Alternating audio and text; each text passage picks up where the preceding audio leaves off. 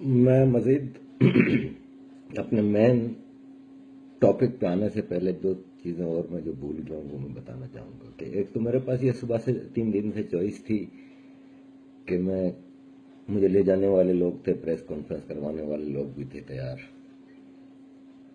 اور میں اچھی سی کسی پریس کانفرنس یا کسی اچھے سے اینکر کے پاس بھی بیٹھ کے کافی چیزیں کہہ سکتا تھا۔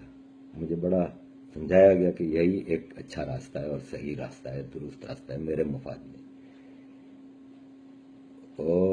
لیکن میں نے اپنے آپ سے یہی سوال کیا کہ جب بولنا ہے اور پورا سچ بولنا ہے تو پھر that can't be possible if someone else facilitates you. اگر کوئی مجھے لے کے جا رہا ہے اور کچھ کر رہا ہے تو میں پھر پورا سچ تو نہیں بول سکتا نا۔ اور ابھی صرف 1 گھنٹے پہلے کی بات ہے کہ ایک بہت ہی معتبر اینکر کی طرف سے مجھے پرسو کیا جا رہا تھا کہ میں ان کے پروگرام میں آؤں اور یہ بات کروں، تو میں نہیں چاہ رہا تھا۔ میں چاہ رہا تھا کہ میں اپنے گھر میں اپنے موبائل سے ویڈیو بنا کے اپنے ساتھیوں کو، اپنے قائد کو پیغام پہ بھیجوں۔ میں سمجھتا ہوں کہ یہ تحریک کی نظم و ضبط کی خلاف ورزی ہے، لیکن بہرحال میں تحریک کا بھی حصہ نہیں ہوں اور نہ میں ہونا چاہتا ہوں۔ میں الطاف بھائی کا بھی کارکن نہیں ہوں، میں الطاف بھائی کا فالوور ہوں، ان کا چاہنے والا ہوں اور رہوں گا۔ انہوں نے ہی میرے منہ میں زبان دی ہے، انہوں نے ہی مجھے بولنا سکھایا ہے۔ مجھے یاد ہے 96 میں جب میں پہلی بار لندن میں اسٹیج پہ میرا نام لیا گیا کہ بیلجیم یونٹ کے آرگنائزر عارف حجا کیا خطاب کریں گے، الطاف بھائی سامنے بیٹھے تھے، رابطہ کمیٹی بیٹھی تھی، تو میرے ٹانگیں کانپ رہی تھیں اور میں بیک جب پردے کے پیچھے میں ندیم نصرت بھائی کے ساتھ کھڑا تھا تو میں ندیم بھائی کو یہی کہہ رہا تھا کہ ندیم بھائی الطاف بھائی کے سامنے میرے سے بات نہیں کی جائے گی۔ لیکن پھر جب الطاف بھائی کو اس واقعے کا پتہ چلا تو انہوں نے کہا کہ اس جیسے نئے کارکنوں کو میں تربیت دوں گا۔ خود بہت عرصہ ہوا میں نے تربیتی نشست نہیں کی، تو 96 میں اس زمانے کے ساتھیوں کو، ندیم بھائی کو، اظہار بھائی کو، رضا ہارون بھائی کو، اور جو بھی بھائی ہیں اس زمانے کے، ان کو سب کو یاد ہے انہوں نے پارٹیسپیٹ کیا تھا اس میں۔ اور ہمیں 40 دن تک تقریباً، مجھے بھی لندن میں روکا تھا، الطاف بھائی نے، میں بیلجیم سے آتا تھا اس وقت، اور ہمیں پورا تحریکی ایک لیکچر دیا گیا تھا جو انگریزوں کے زمانے سے شروع ہو کے موجودہ حالات تک تھا۔ تو یہ جو میڈیا پہ آ کے کرنے کی جو چیز تھی وہ مجھے منظور نہ تھی۔ آگے کا ٹھیک ہے، اگر کہیں کوئی بات کرنی پڑی تو وہ اور بات ہے، لیکن یہاں میں ساتھیوں سے کھل کے بات کرنا چاہ رہا ہوں، جو میرے علم میں ہے وہ میں دینا چاہ رہا ہوں۔ ابھی یہ ویڈیو بنانے سے 1 آدھ گھنٹے پہلے کی بات ہے، میں اپنے ایک بہت ہی ہمدرد دوست سے بات کر رہا تھا، آخری بار مشورہ کر رہا تھا کہ کیا کرنا چاہیے مجھے، کیونکہ میرے اوپر پریشر تھا، مجھے اپنے فیصلہ کرنا تھا۔ لیکن میرا فیصلہ تو بہت پہلے ہو چکا تھا۔ میں نان پولیٹیکل آدمی ہوں، نان پولیٹیکل رہوں گا، پالیٹکس میں میرا آنے کا کوئی ارادہ نہیں ہے، نمبر 1۔ نمبر 2 یہ کہ میں الطاف بھائی کا چاہنے والا ہوں اور الطاف بھائی کا چاہنے والا ہوں۔ نمبر 2، میں احسان فراموش نہیں ہوں، اس آدمی کے مجھ پہ بہت احسانات ہیں، اور میں پاکستان کی پالیٹکس میں آج بھی ایک ہی پالیٹیشین ہے جس کو کریکٹ سمجھتا ہوں۔ کئی خرابیاں ہیں تو خرابیوں کے لیے صرف اس کو نہ ڈھونڈو بھائی۔ جب اچھائیوں کی بات آتی ہے کہ منظم پارٹی ہے، فلاں ڈمکائیں، تو الطاف بھائی یاد نہیں آتے، تو سارے کریڈٹ دوسروں کو جا رہے ہیں۔ اور جب سارا کوئی غلط بات کی بات آتی ہے تو الطاف بھائی تو بھائی کیا ہے، کوئی انسان ہے، کوئی روبوٹک ان کے پاس سسٹم نہیں ہے کہ وہ سارا سسٹم خود چلا رہے ہیں۔ ایک کمرے میں بیٹھے ہیں بھائی، ان کی مجبوریوں کو سمجھے۔ کن مجبوریوں کا ہے وہ میں ڈیٹیل میں آ رہا ہوں نا۔ تو پہلا میں نے یہ پوائنٹ واضح کرنا تھا کہ میڈیا کے حوالے سے میں اس لیے نہیں آیا، مجھ پہ بہت پریشر تھا اور میں آ سکتا تھا۔ ساتھیوں، بات دراصل یہ ہے کہ 92 میں جب الطاف بھائی لندن آئے ندیم نصرت بھائی کے ساتھ، تو اس وقت ان کے ذہن میں کہیں بھی دور دور تک یہ نہیں تھا کہ وہ یہاں پہ مستقل ایسے چاہ رہے ہیں۔ ٹھیک ہے، اس کے بعد وہ گئے تھے واپس، لیکن دوسرے ہی دن یا شاید اسی دن واپس ان کو بھاگنا پڑا جب ایئرپورٹ پہ ان پہ حملہ ہوا تھا دستی بموں وغیرہ سے۔ تو میں 92 کے جب الطاف بھائی پہلی بار لندن آئے تھے تو اس وقت الطاف بھائی کے پاس جو مین، تو پاکستان میں تو بہت زبردست ان کی ایک ٹیم تھی، لیکن جو انٹرنیشنل لیول پہ جو الطاف بھائی کے پاس لوگ تھے نا قریبی، وہ ایک تو ندیم بھائی ساتھ تھے اس وقت لندن میں، ایک یونس بھائی تھے جو MQM USA اور اوورسیز کے چیف آرگنائزر تھے، اور ایک منظور یزدانی بھائی تھے، یہ MQM UK اینڈ یورپ کے چیف آرگنائزر تھے.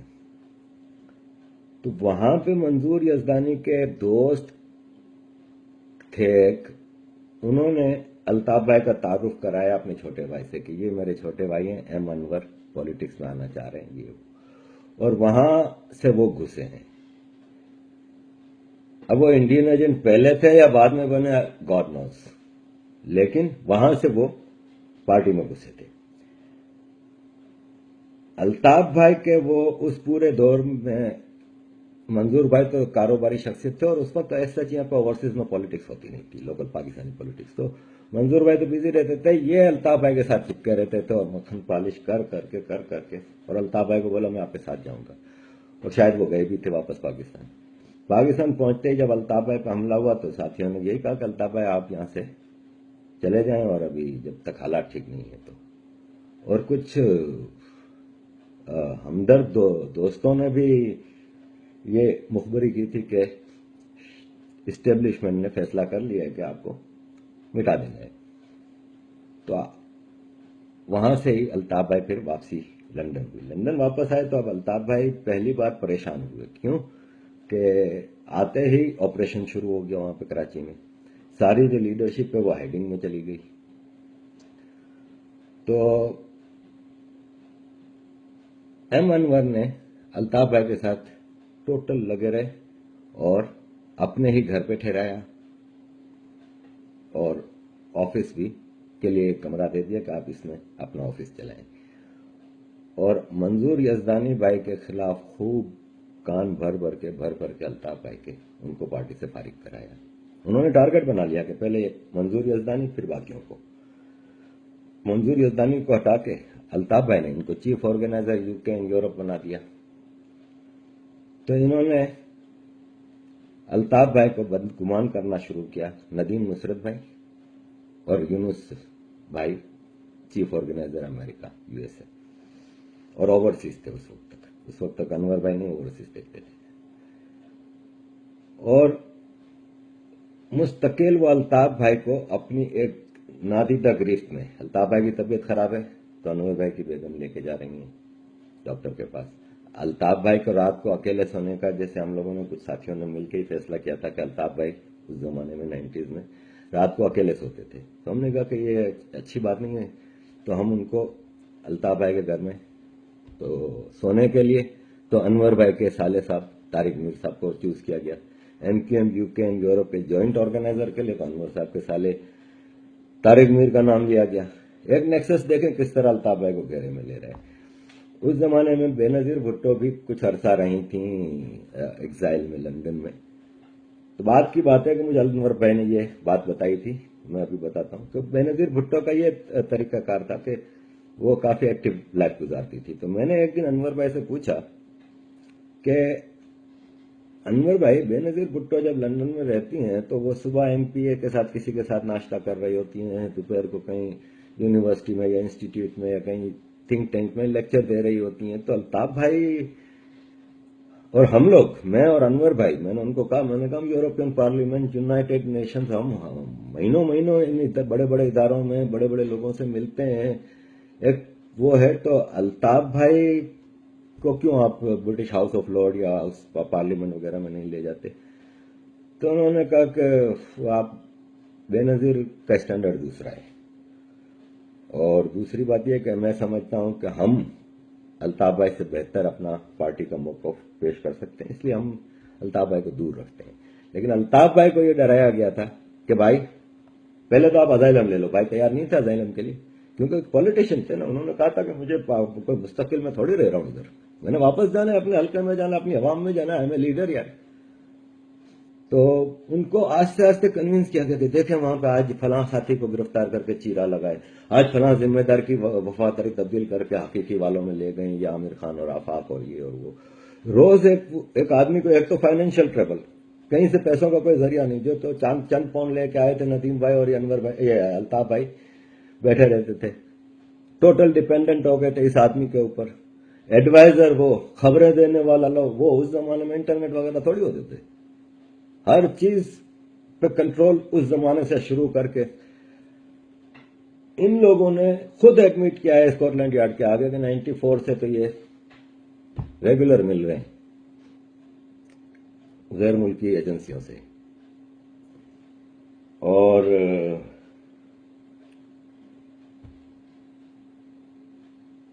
الزام ساری ایم کیو ایم پہ لگ رہے ہیں. رو ایجنٹ الطاف حسین بن رہا ہے جبکہ ملتے ہی ہیں. کیا بات کرتے ہیں, کیا چیز کر کے آتے ہیں, اس کا الطاف بھائی کو کیا پتہ ہے.